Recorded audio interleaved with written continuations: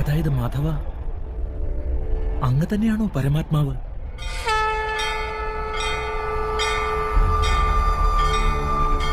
അതേ പാർത്ഥ, നാം പരമാത്മാവാണ്. ഇപ്രകാരം നീയും പരമാത്മാവ് തന്നെയാണ്. നീ ഇപ്പോഴും അത് ഉണർന്നിട്ടില്ല എന്നുള്ളതാണ് സത്യം. എന്നാൽ നാം അത് തിരിച്ചറിഞ്ഞിരിക്കുന്നു.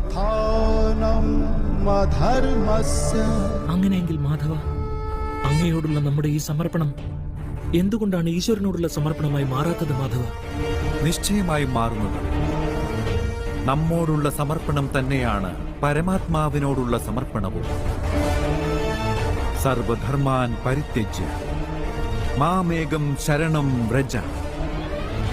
സമസ്ത പ്രപഞ്ചവും പരിത്യജിച്ചുകൊണ്ട് നമ്മെ ശരണം പ്രാപിക്കൂ പാർത്ഥ.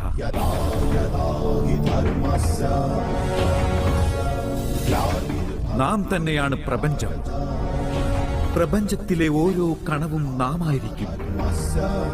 നാം തന്നെയാണ് സൂര്യൻ, നാം തന്നെയാണ് ചന്ദ്രൻ. നക്ഷത്രങ്ങളും നാം തന്നെ, സമസ്ത ഗ്രഹങ്ങളും നാം തന്നെ. ആ സൂര്യനേക്കാൾ അതിപുരാതനമാണ് നാം. ഏതെങ്കിലും വൃക്ഷത്തിലെ പൂമുട്ടിനേക്കാൾ നവീനമായത് നാം തന്നെയാണ്. സമസ്ത മനുഷ്യകുലവും സ്വർഗവും നരകവും ഏന്തിയിരിക്കുന്ന മഹാശക്തിയും നാം തന്നെ. നാം തന്നെയാണ് ഈ ദുര്യോധനൻ,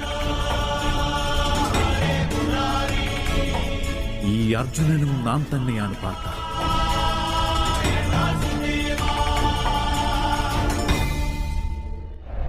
അതെങ്ങനെയാണ് മാധവ സംഭവ്യമാവുക?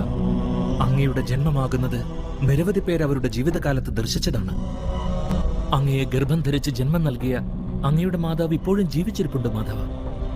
അപ്പോൾ എങ്ങനെയാണ് അങ്ങേക്ക് ആദിയും അന്ത്യവും ഇല്ലാതാവുന്നത്?